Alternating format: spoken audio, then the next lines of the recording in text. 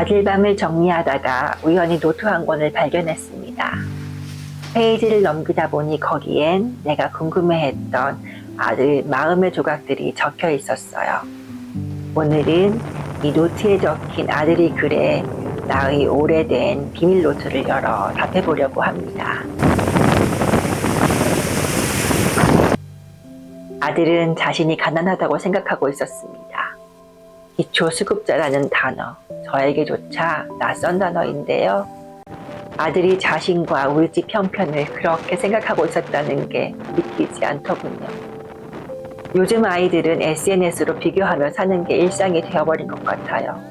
더 많이 가진 사람들, 부러운 삶을 사는 사람들을 화면 너머로 매일 들여다보면서 아들도 자신이 가진 것 없는 사람이라고 스스로 생각하게 된 것 같습니다. 캐나다로 이민하기 전 초등학교 5학년 때부터 아들은 친구 집과 우리 집의 평수를 비교하기 시작했어요. 우리 집은 몇 평인지 참 여러 번 물어봤지요. 그럴 때면 아들에게 말해주었습니다.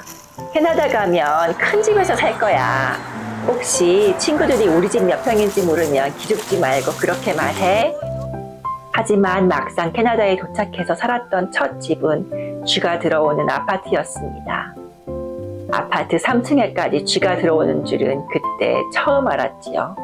쥐가 점프를 해가지고 제 침대로 올라온 거예요. 그래서 얼마나 소름이 끼치던지 그날 너무 공포스러워서 잠을 못 잤어요. 아들에게 했던 약속을 지킬 수 없었습니다.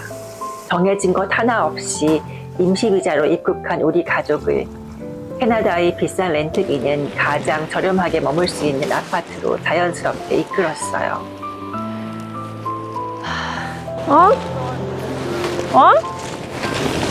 뭐라고?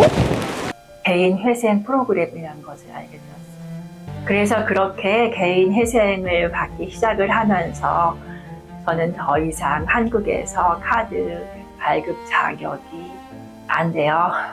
카드 사용을 할 수가 없어서 제가 받았던 그 월 수입의 현금만으로 생활을 했던 그 시절에 때로는 정말 그 두루마리 화장지 한 통 살 돈이 없어서 동네 언니에게 얻어서 사용을 했던 적도 있었어요. 그리고 제가 그 한 달치 출퇴근비를 계산을 해서 충전식 버스 카드에다가 충전을 시켰음에도 불구하고 어떨 때는 그 버스비가 부족할 때가 있더라고요. 동료에게 1,000원 이렇게 빌려가지고 집에 왔던 적도 있고요. 맞아요. 저는 개인 회생까지 받을 만큼 경제적으로도 어려웠던 시기도 있었습니다. 하지만 그때나 지금이나 저를 버티게 해준 것은 우리 가족의 미래에 대한 희망이었어요.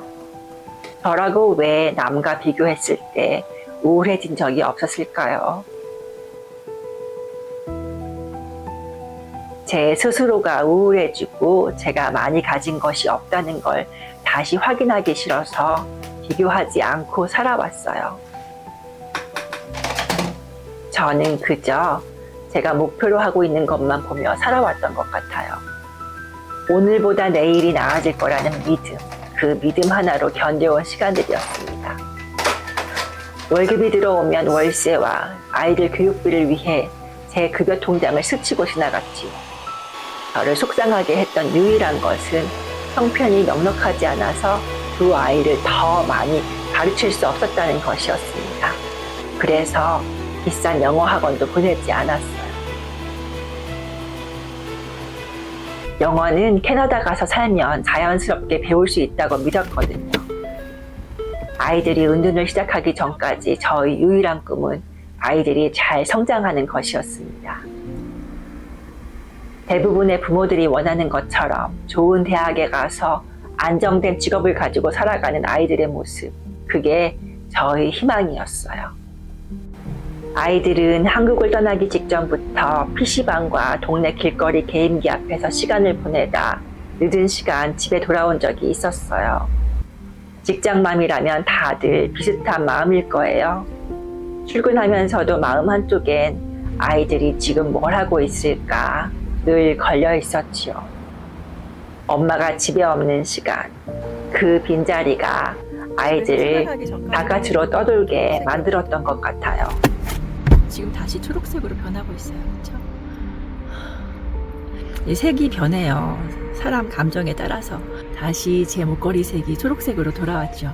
이거는 제 감정을 그대로 표현을 해주는 그 펜던트예요. 사람이 감정이 변하면 그 체온이 갑자기 변한다고 하더라고요. 그런데 그거를 캐치를 해주는 거예요. 빠르게. 2주 만에 만난 아들 보면서 반가워서 저 혼자 반가워하고 아들도 저 보고 웃더라고요. 왜 웃었는지 모르겠지만 제 모습이 웃겼나? 제 모습이 웃겼나요? 귀걸이를 보고 웃었을까? 아무튼 아들도 저를 보고 웃더라고요. 피식피식 웃더라고요. 저도 모르게 제가 느끼는 그 감정을, 미묘하게 느끼는 감정을 이 목걸이가 잘 표현을 해주더라고요. 처음에 이 목걸이를 착용을 했을 때 이거를 테스트를 해보기 위해서 직장에 한번 착용을 하고 간 적이 있어요. 몇 년 전에. 그런데 그 직장 그 하루 일과 중에 약간 살짝 기분이 조금 감정이 올라왔던 적이 있었어요. 그러니까 화가 났다, 이렇게 심하게 화가 났다, 그게 아니라 좀 마음적으로, 심적으로 살짝 스트레스를 받으면서 기분이 살짝 올라왔던 적이 있는데, 정말 신기하게도 이 펜던트 색깔이 노란색으로 변하였더라고요. 노란색은 그 불안감, 그 화가 남, 이런 거를 표시를 하는 거거든요. 정말 정직해요. 걱정이 앞섰지만 그래도 캐나다로 떠나면 괜찮아질 거라 믿었지요. 그리고 정말로 환경이 바뀌자 아이들은 더 이상 온라인 게임 같은 것을 찾지 않았어요. 솔직히 그런 것을 마주할 환경 자체가 주변에 없었죠. 어디로 갈 거니? 여기 사람들은 무당벌레가 행운을 가져다 준다고 하더라고요. 무당벌레가 지금 저한테 왔으니까 저에게는 행운이 온 거예요. 그렇게 아이들은 유해 환경에 물들지 않고 잘 자라줄 거라고 믿고 있었습니다.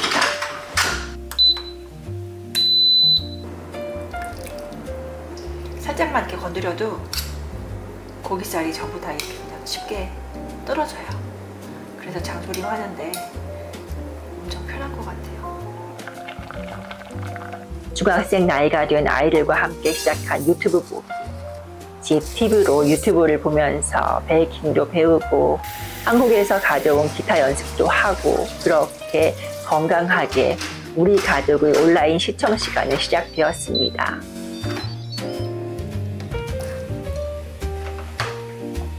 오늘 일요일이거든요. 그래서 내일 월요일부터 월, 화, 수, 목, 금 이렇게 5일 동안, 한 주 동안 먹을 점심과 저녁을 밀프렙하는 중이에요. 현미밥 먼저 했어요. 한국에 있는 친구들을 그리워하는 아들에게 구글 계정 이메일을 열어준 것도, 제 카톡으로 친구들과 연락할 수 있게 해준 것도 저였어요. 코로나 이후 학교에서 크롬북을 가지게 되면서 모든 상황은 달라지기 시작했습니다.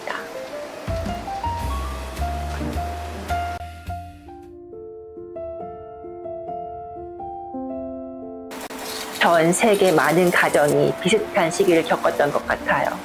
화면 앞에서 보내는 시간이 늘어날수록 가족 사이의 거리도 조금씩 멀어졌으니까요. 고등학교 입학을 앞두고는 상황이 더 극에 달했지요. 그리고 집에 외부인들의 방문이 생기기 시작했습니다. 그 시기 누구의 말도 서로에게 쉽게 닿지 않았던 것 같습니다. 어른들은 걱정해서 하는 말이었고, 아이는 그 말들이 전부 자신을 향한 것처럼 무겁게 느껴졌을 테니까요. 아들의 노트 속 영어 공부 힘듦이란 문구를 보면서 저는 제가 오래 기다려온 답을 찾은 듯 했습니다. 낯선 언어로 새로운 환경에 적응하는 일, 그 자체가 큰 상이었겠지요. 누구에게나 그렇듯 새로운 시작에는 보이지 않는 무게가 따르니까요.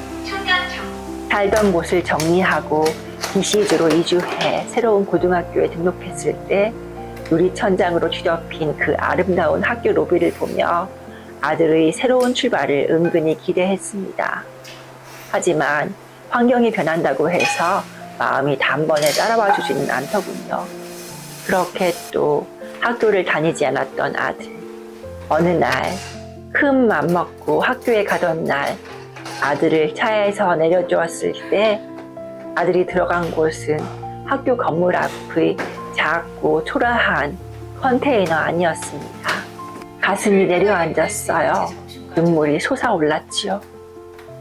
빼먹은 학교 과정이 너무 많아서 아들은 그곳에서 온라인 수업을 받아야만 했습니다. 하지만 이것도 한두 번 가고는 그만두었어요. 집안 청소는 이미 다 끝났어요. 저의 로봇 청소기, 말 잘 듣는 늦둥이가 방 청소기 다 돌리고 그리고 걸레질까지 다 끝내줬습니다.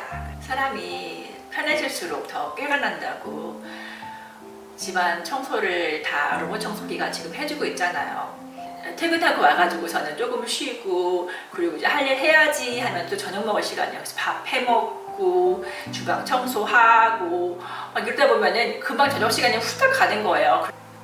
진짜 저녁에 누가 내 밥 해줄 수 있는 사람이 있으면 좋겠다 이랬는데 딱 그게 된 거예요. 저녁에 와가지고서 밥을 안 해도 되니까요. 그리고 점심하고 저녁하고 딱 컨테이너 2개잖아요. 그러니까 식기세척기를 매일매일 돌릴 필요도 없는 거예요.